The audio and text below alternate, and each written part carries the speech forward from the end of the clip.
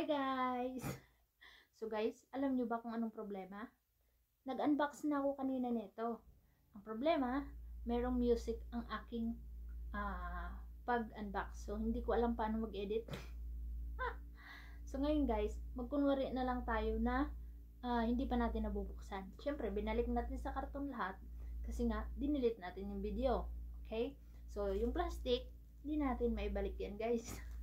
So syempre, merong resibo. So, mumurahin lang to guys. Alam nyo to. Alam nyo tong cellphone na to. Mumurahin lang to guys. Pero, masaya na tayo dito. Ako pala. Alam nga naman kasali pa kayo. So, masaya na ako dito guys. Alam nyo ba kung bakit ako masaya dito? Kasi guys, ang hirap ng buhay guys. So, dati, tuwing birthday, bumibili ako ng ginto. Ngayon guys, hindi na ginto ang bibilhin ko. Ito na lang. Kasi nga, ito lang yung kaya ng budget ko. 500 real. Ito, ang presyo nito ay 329.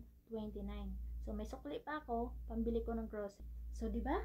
Pero masaya ako. Masaya na ako kasi may bago akong phone. Di ba?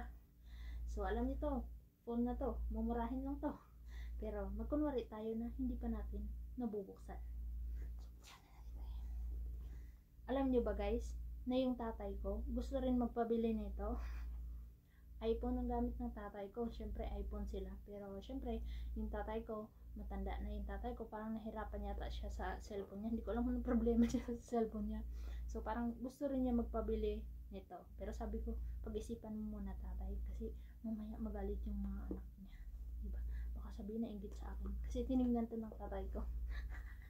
Pinagmalaki ko kasi to sa tatay ko. Alam nyo ba guys na kung ano man ang nabili ko, pinagmamalaki ko sa tatay ko. Yung amo ko guys yung amo ko. Pinagmamalaki ko yan sa kanya. So bubuksan na nga natin.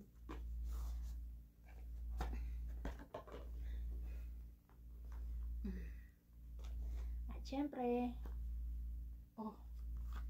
may kasama siyang, ayan, cover.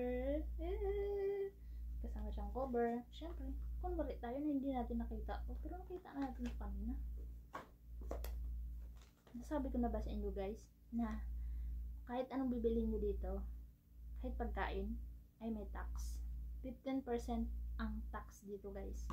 Okay. Wala lang, sinabi ko lang. Ayan na siya. Ay, huwag mo na. Nahulog na nga, di ba? Nahulog na, bagong-bago.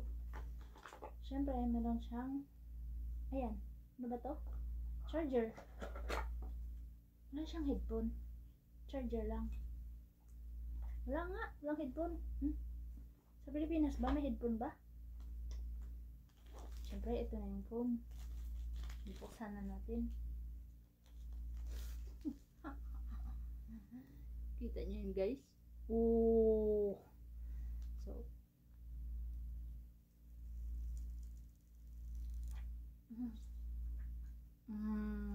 diba? At ang likod,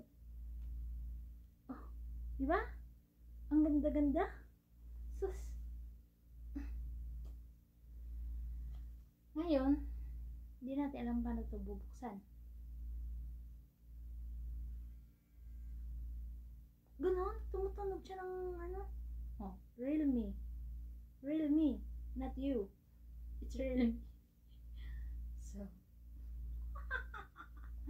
ayan na siya guys. Realme pa rin.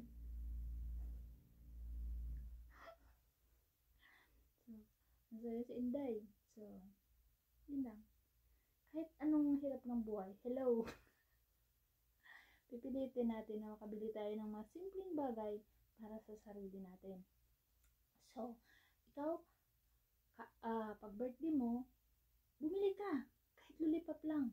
Kainin mo. Masaya na yun. Masaya na yun sa pakiramdam na nairaos mo yung birthday mo sa lollipop lang. Masaya. Kaya kahit gaano kasimple ang buhay, bilhan mo yung sarili mo tuwing birthday. So ako, nakagawaan ko na bumili ng ginto tuwing birthday ko. Ngayon, hindi ako makakabili kasi gipit talaga ako guys. Kaya nabili ko, ayun lang, hello lang. Yun na pala. Kailangan ko pala i-set up na to. So, So, yun lang guys. Ayan na siya guys. Ganda talaga nito guys. Dito talaga ako ganda-ganda. May type pa nga ako nito na kulay green siya. Binibenta naman yun ng kapatid ko guys. So, para doon sa mga hindi nakakaalam, yung kapatid ko guys is a businessman. Businessman? Oh, businessman siya. Hindi siya business-minded. Business-minded sana isipin ko. Ay, sasabihin ko. Pero businessman siya guys. Kahit anong orderin nyo guys, kaya niyang ibigay. So, contact me. Kahit anong orderin mo, nasa Pilipinas ka, pangbenta mo, or kahit pang ano pa, kung anong problema mo, kung anong gusto mong ibenta, kontakin mo lang ako at i-refer ko kayo sa kapatid ko. Okay. So, yan na guys. Ayan. Naghihilo pa rin siya. So, yan. Ganda-ganda talaga ako dito. So, yan na guys. Bye-bye. I love you.